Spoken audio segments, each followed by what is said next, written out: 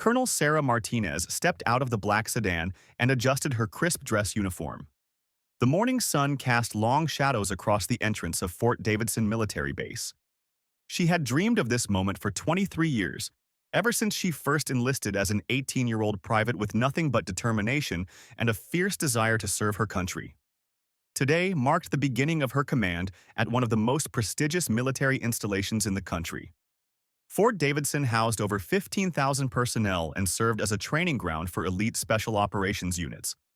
Sarah would be the first woman to command this particular base, a fact that filled her with both pride and nervous energy. She reached into the car to retrieve her briefcase and noticed her driver, Sergeant Williams, watching her with admiration. Williams had been her driver for the past 3 years and had witnessed her steady climb through the ranks. He understood the significance of this day better than most. "Ready for history, Colonel?" Williams asked with a respectful smile. Sarah nodded, straightening her shoulders. Her uniform displayed an impressive array of ribbons and medals earned through multiple deployments in Afghanistan and Iraq. She had led troops through some of the most dangerous missions of the past decade. Her Bronze Star with Valor device spoke to her courage under fire. Her Legion of Merit reflected her exceptional leadership abilities, yet today felt different from any combat mission she had ever undertaken. The main gate of Fort Davidson stood 50 yards ahead. 2 guards flanked the entrance, their rifles held at the ready. Standard protocol required all personnel to present identification, regardless of rank. Sarah had her credentials prepared, though she expected the guards to recognize her from the base-wide announcements that had been circulating for weeks about their new commanding officer. As she approached the gate, Sarah noticed something that gave her pause.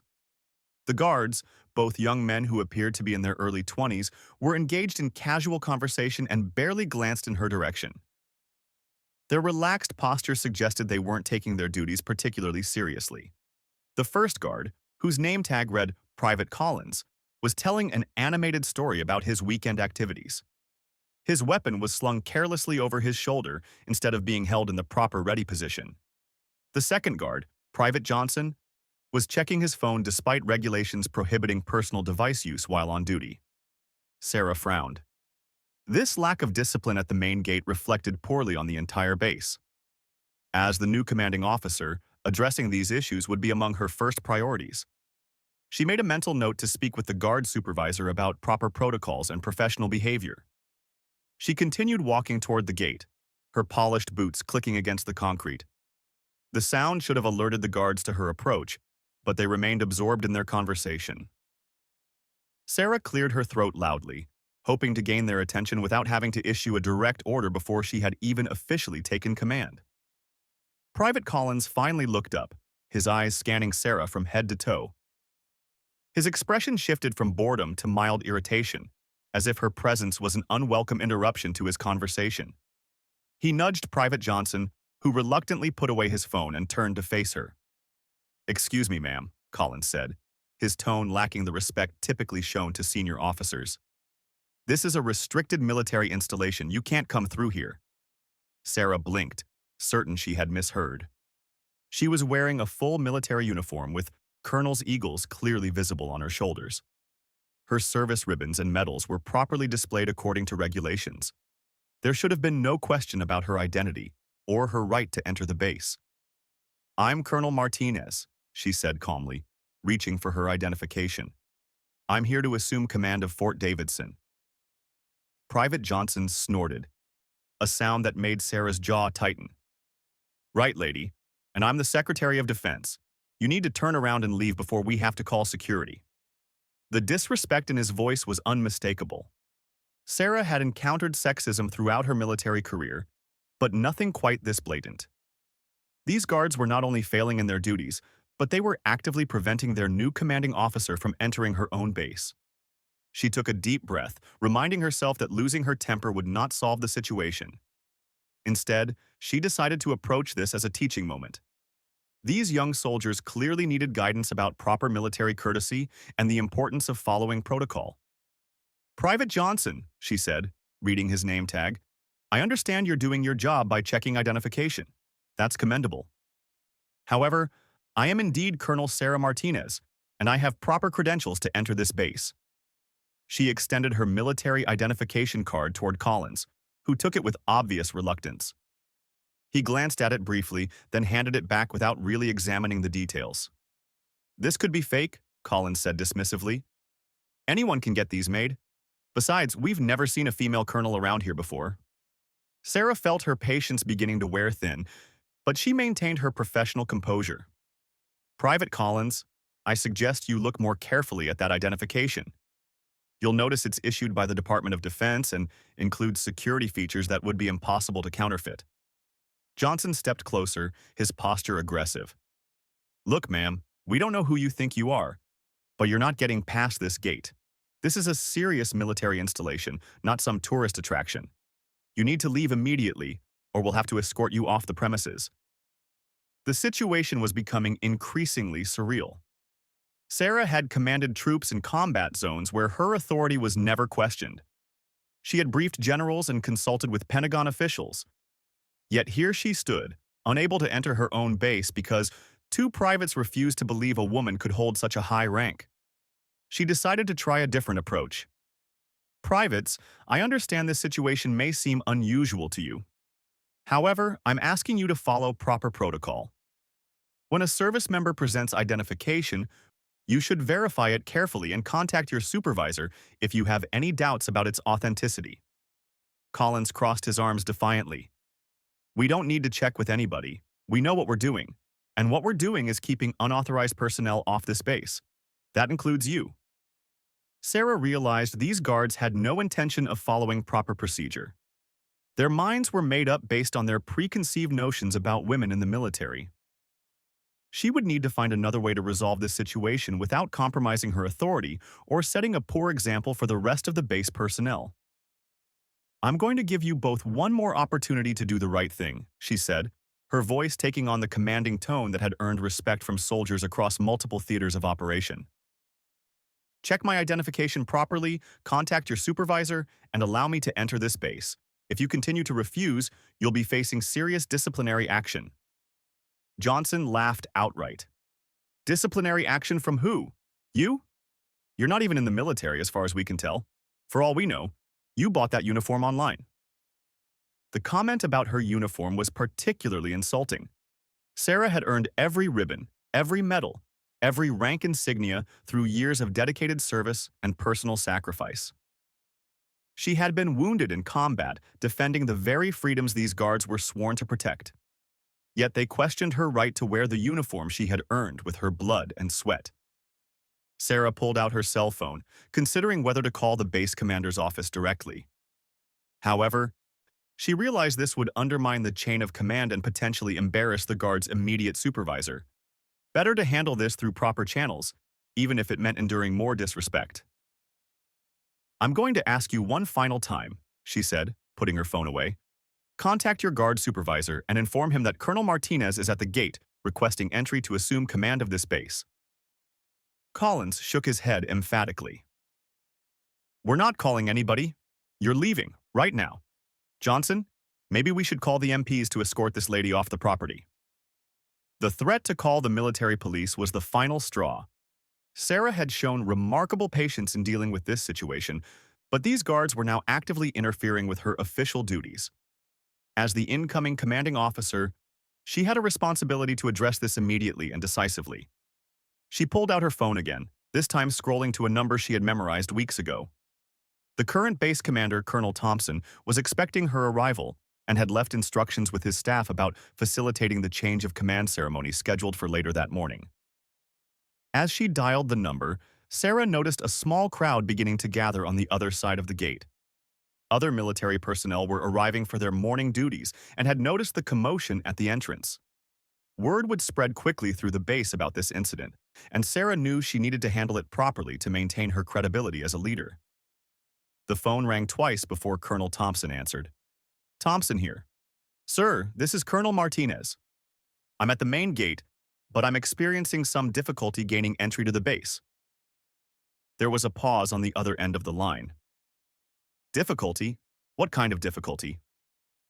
Sarah chose her words carefully, not wanting to immediately throw the guards under the bus despite their behavior.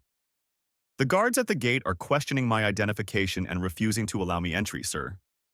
Are you serious? Thompson's voice carried a mixture of disbelief and anger. Hold on, Colonel. I'll sort this out immediately. Sarah hung up the phone and looked back at the guards, who had been watching her conversation with growing uncertainty. For the first time since this ordeal began, she saw doubt creeping into their expressions. Perhaps they were beginning to realize they might have made a serious mistake.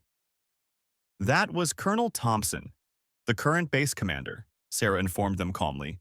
He'll be addressing this situation momentarily. Collins and Johnson exchanged worried glances. Johnson cleared his throat nervously. Look, ma'am, maybe we should just check with our sergeant real quick. Now you want to check with your sergeant? Sarah asked, raising an eyebrow.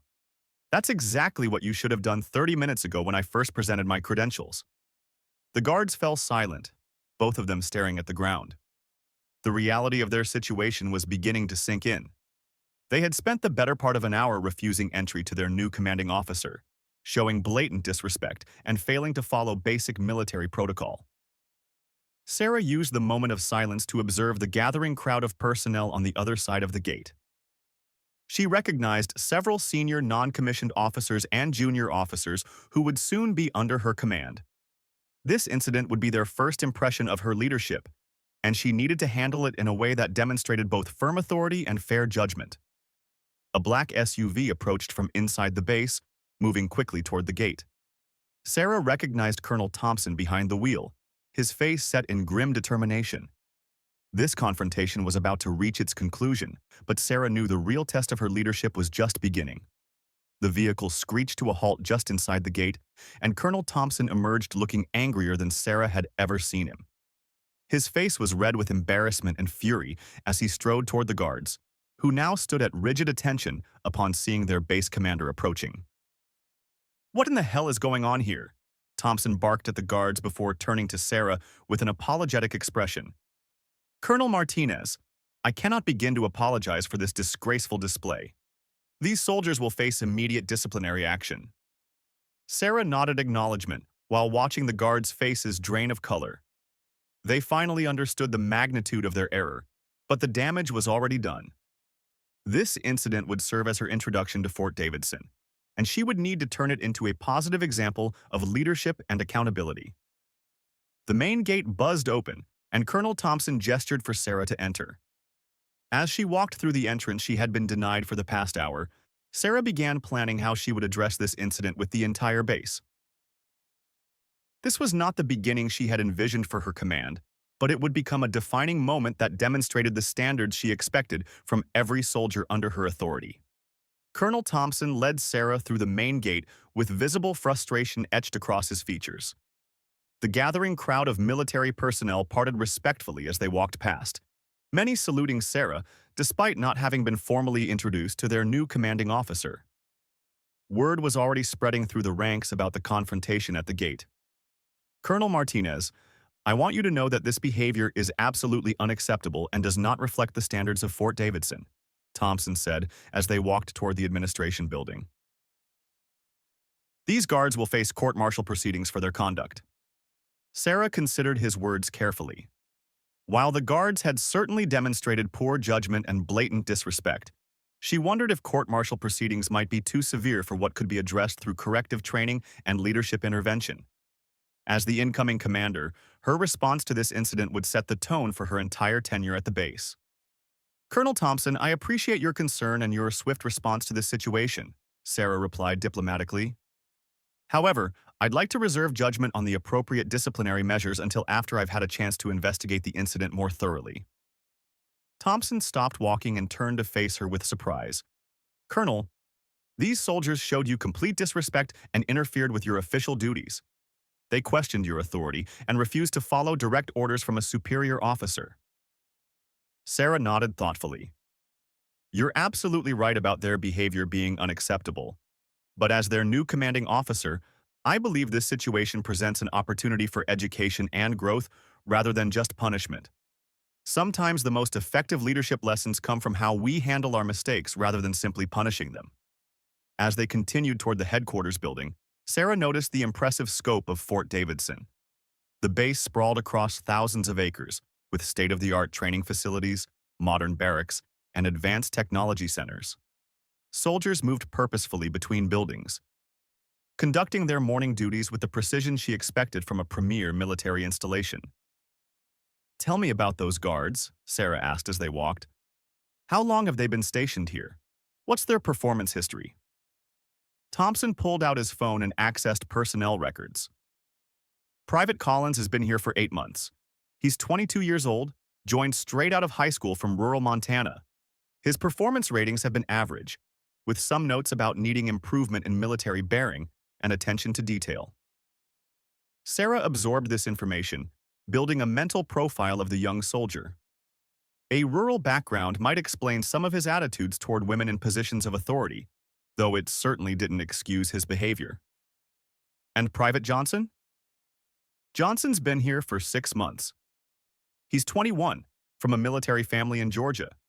His father and grandfather both served, but his own performance has been inconsistent. There are several counseling statements in his file about attitude problems and failure to follow regulations." The pattern was becoming clearer. These were young soldiers who likely needed better leadership and mentorship rather than simply harsh punishment. Sarah began formulating a plan that could turn this negative incident into a positive learning experience for the entire base. They entered the headquarters building, a modern structure that housed the command staff and administrative offices. Sarah was immediately impressed by the professional atmosphere and efficient organization she observed. Staff officers moved with purpose, and the overall environment suggested a well-run operation. "Your office is on the 3rd floor," Thompson explained as they entered an elevator. "The change of command ceremony is scheduled for 1100 hours in the main auditorium. We have approximately 2,000 personnel expected to attend." Sarah checked her watch. It was now 0830, giving her 2.5 hours to prepare for one of the most important moments of her military career. However, she knew she needed to address the gate incident before the ceremony to prevent rumors and speculation from undermining her authority. The elevator opened to reveal the 3rd-floor executive suite. Sarah's office was spacious and well-appointed, with large windows overlooking the main parade ground. American and unit flags stood proudly behind an imposing oak desk. The walls displayed portraits of previous base commanders, all men, stretching back over 50 years of Fort Davidson's history.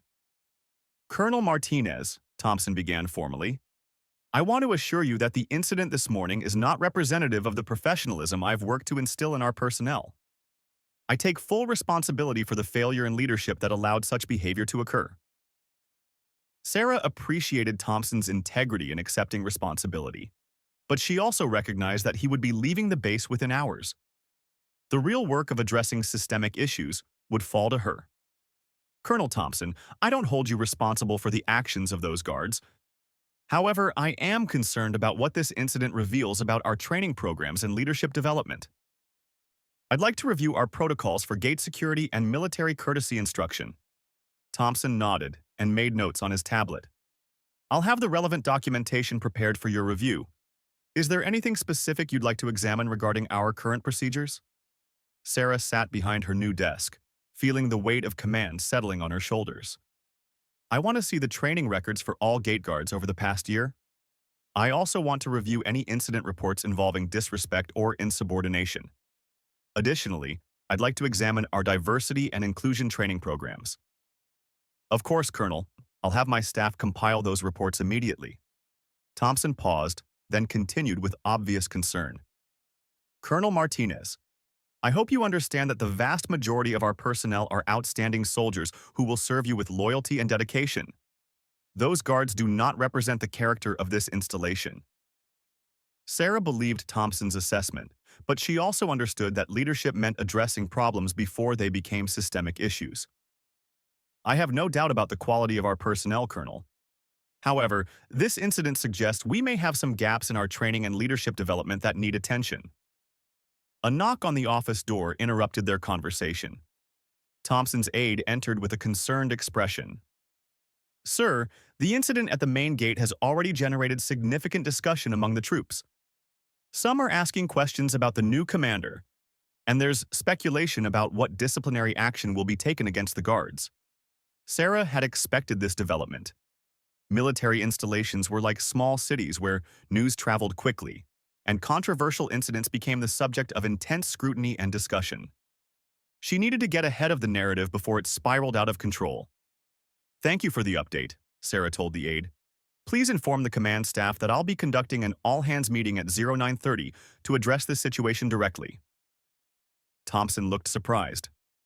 "Colonel, are you sure you want to address this so publicly? It might be better to handle it through normal disciplinary channels." Sarah stood and walked to the window overlooking the parade ground. Hundreds of soldiers were visible conducting morning physical training and preparing for their daily duties. These would be her soldiers in just a few hours, and they deserved honest, transparent leadership from their commander. "Colonel Thompson, I've learned that transparency and direct communication are essential for effective leadership. Our personnel have questions about this morning's incident, and they deserve answers from their new commanding officer." She turned back to face Thompson with determination. "I want to use this situation to establish the standards and expectations I have for everyone on this base. That includes how we treat each other, how we handle mistakes, and how we grow from difficult situations." Thompson nodded slowly, beginning to understand Sarah's approach. "What do you need from me to support this meeting?" Sarah began outlining her plan. "I want all available personnel assembled in the main auditorium. I'll address the incident directly, explain my expectations for military courtesy and professionalism, and outline how we'll be moving forward. I also want the 2 guards present so they can hear my comments firsthand." "The guards will be there," Thompson confirmed. "They're currently confined to quarters pending disciplinary action." Sarah considered this.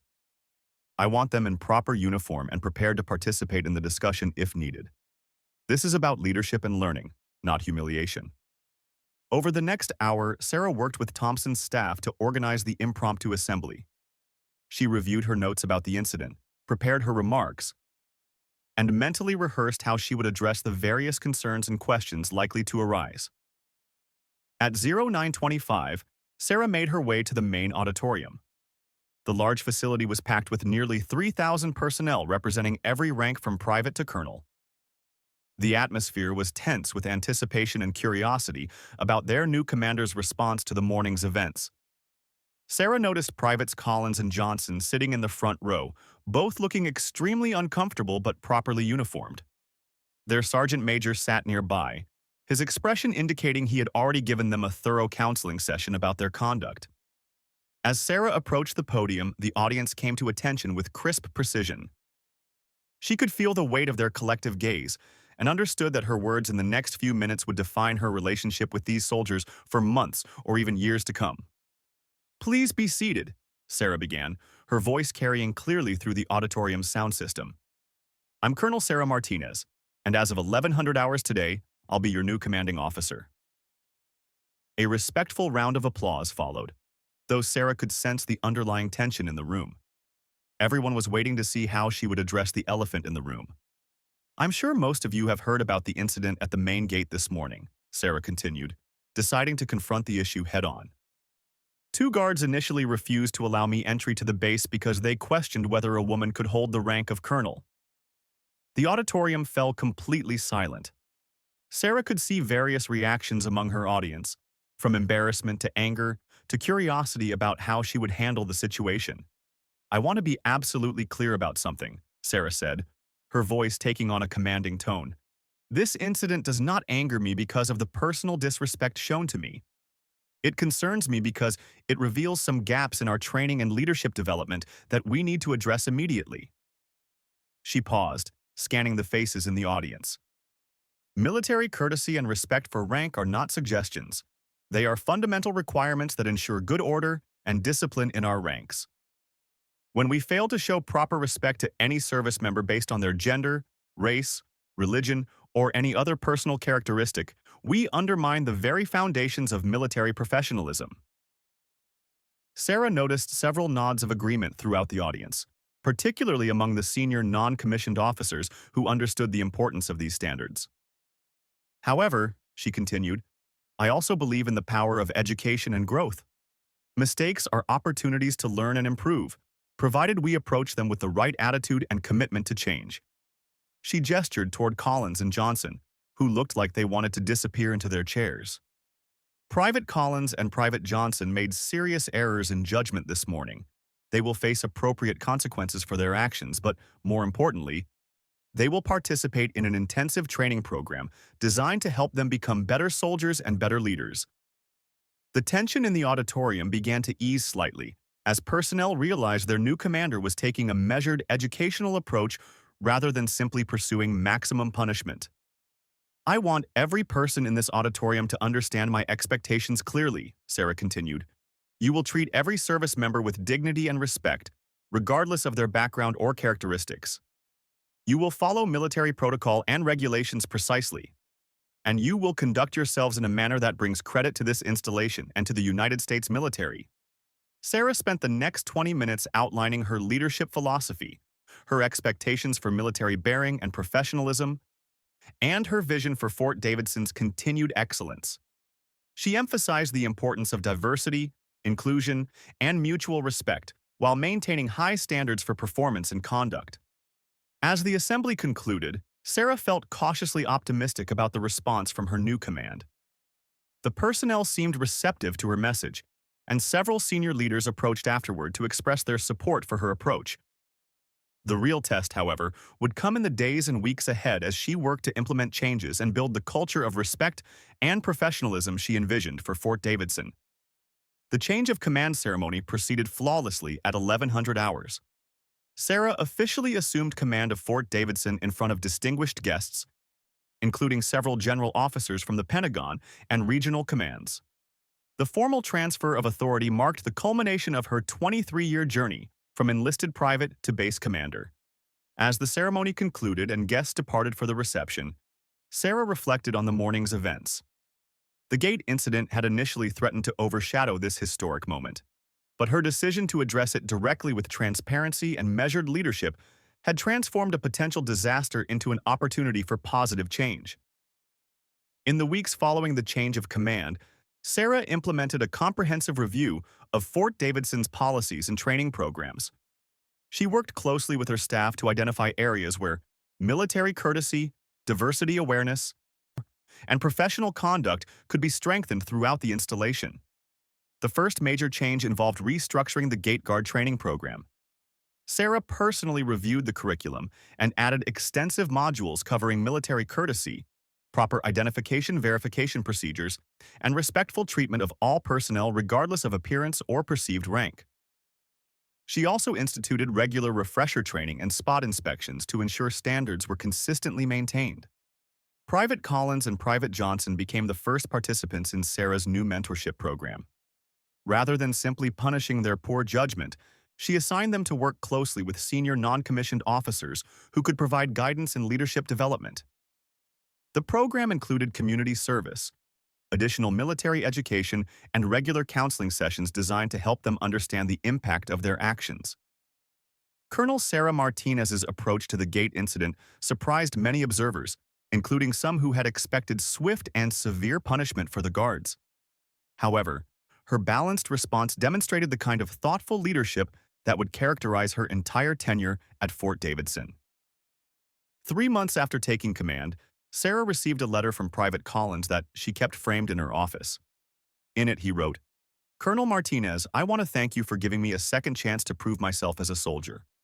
Your leadership taught me more about respect and professionalism than any punishment could have. I am honored to serve under your command." The incident also prompted Sarah to establish a base-wide mentorship network that paired junior soldiers with experienced leaders across all ranks and military occupational specialties. This program helped bridge gaps between different generations of service members and fostered a culture of mutual respect and continuous learning. Sarah's leadership philosophy emphasized accountability without destroying careers, education over punishment, and the belief that every soldier had the potential to grow and improve with proper guidance. This approach earned her widespread respect throughout Fort Davidson and recognition from higher command levels. The transformation at Fort Davidson became a model for other military installations struggling with similar issues related to diversity, inclusion, and military courtesy. Sarah was frequently invited to speak at leadership conferences and training seminars where she shared lessons learned from her experiences as a female commander in a traditionally male-dominated environment.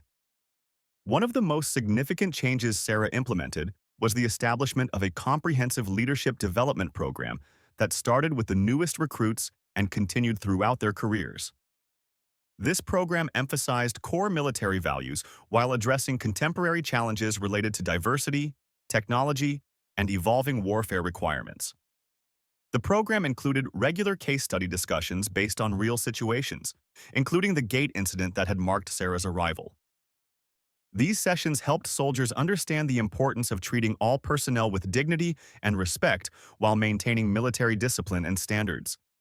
Sarah also instituted monthly commanders' forums where personnel of all ranks could raise concerns, ask questions, and provide feedback about base operations and policies. These sessions created an open dialogue between leadership and troops that helped identify and address potential problems before they escalated into serious incidents. The physical security improvements at Fort Davidson were equally impressive. Sarah worked with her security chief to upgrade gate procedures, install additional training facilities for guards, and implement new technology that enhanced both security effectiveness and courtesy toward authorized personnel. Within 6 months of her arrival, Fort Davidson's annual inspection scores improved dramatically across all measured categories. The base received particular recognition for its exemplary standards in equal opportunity, military courtesy, and professional development programs. Sarah's success at Fort Davidson did not go unnoticed by senior military leadership. She received early promotion consideration and was selected to attend the prestigious National War College, positioning her for future assignments at the highest levels of military command. The 2 guards who had initially refused her entry became some of her strongest advocates. Private Collins was promoted to corporal ahead of schedule and selected for leadership training that would prepare him for non-commissioned officer responsibilities. Private Johnson earned recognition for his improved performance and was chosen to represent Fort Davidson at a regional competition for outstanding junior enlisted personnel. Both young soldiers credit Sarah's mentorship approach with transforming their military careers and helping them understand the true meaning of military service and professionalism. The story of Sarah's first day at Fort Davidson spread throughout the military community, becoming a powerful example of how effective leadership can transform negative situations into opportunities for growth and improvement. Military academies began using the incident as a case study in their leadership and ethics courses. Sarah's approach demonstrated that true leadership involves more than simply exercising authority. It requires the wisdom to understand when education and mentorship are more effective than punishment, the courage to address difficult issues directly, and the vision to see potential for improvement, even in the most challenging circumstances. The cultural changes at Fort Davidson extended far beyond the initial gate incident. Sarah established partnerships with local schools to promote STEM education and military awareness programs. She initiated community outreach efforts that strengthened relationships between the base and surrounding civilian communities. Under Sarah's leadership, Fort Davidson became known as a premier destination assignment for military personnel seeking professional development and career advancement. The base's reputation for excellence in training, leadership development, and military courtesy attracted some of the military's brightest and most motivated soldiers. Sarah's innovations in leadership development were eventually adopted by other installations throughout the military. Her emphasis on continuous learning, respectful treatment of all personnel, and accountability combined with compassion became hallmarks of modern military leadership training. The transformation of Privates Collins and Johnson became legendary within Fort Davidson. Their journey from making serious mistakes to becoming exemplary soldiers inspired other personnel who faced challenges or made errors in judgment. Their story demonstrated that with proper leadership and personal commitment, anyone could overcome mistakes and achieve excellence. Colonel Sarah Martinez's tenure at Fort Davidson lasted 3 years, during which she transformed the installation into a model of military excellence and professional conduct. Her leadership principles and innovations continued to influence the base long after her departure for her next assignment at the Pentagon. The gate incident that could have derailed her command instead became the foundation for lasting positive change. Sarah proved that effective leadership involves turning challenges into opportunities, treating setbacks as chances for growth, and maintaining faith in people's ability to learn and improve. Years later, when Sarah achieved the rank of general officer, she often reflected on that first morning at Fort Davidson. The confrontation at the gate had tested her leadership abilities in ways no combat mission or training exercise could have prepared her for. Her response to that test defined not only her command, but also influenced an entire generation of military leaders who learned from her example. The legacy of Colonel Sarah Martinez at Fort Davidson serves as a powerful reminder that true military leadership extends far beyond rank insignia and command authority. It encompasses the wisdom to see potential in every soldier, the courage to address difficult issues with honesty and compassion, and the vision to transform challenges into opportunities for growth and excellence. Private Collins, who had initially questioned Sarah's right to enter the base, later served as her aide-de-camp during her final year at Fort Davidson. In that role, he witnessed firsthand the daily demands and responsibilities of command leadership. The experience inspired him to pursue his own commission through officer candidate school. Private Johnson, who had been equally disrespectful during the gate incident, was selected for Special Forces training based on his improved performance and leadership potential. He credited Sarah's mentorship with helping him discover his true capabilities and commitment to military excellence. The story of Sarah's first day at Fort Davidson continues to inspire military personnel facing their own challenges and obstacles. It demonstrates that with proper leadership, education, and commitment to growth, even the most difficult situations can become catalysts for positive transformation and lasting success. Fort Davidson, under Sarah's command, became a testament to the power of inclusive leadership, professional development, and the unwavering belief that every soldier deserves the opportunity to reach their full potential. Her legacy there continues to influence military leadership doctrine and training programs throughout the armed forces. The woman who was initially denied entry to her own base went on to become one of the most respected and influential commanders of her generation. Her story serves as an enduring reminder that true strength lies not in the power to punish, but in the wisdom to teach, guide, and inspire others to achieve excellence.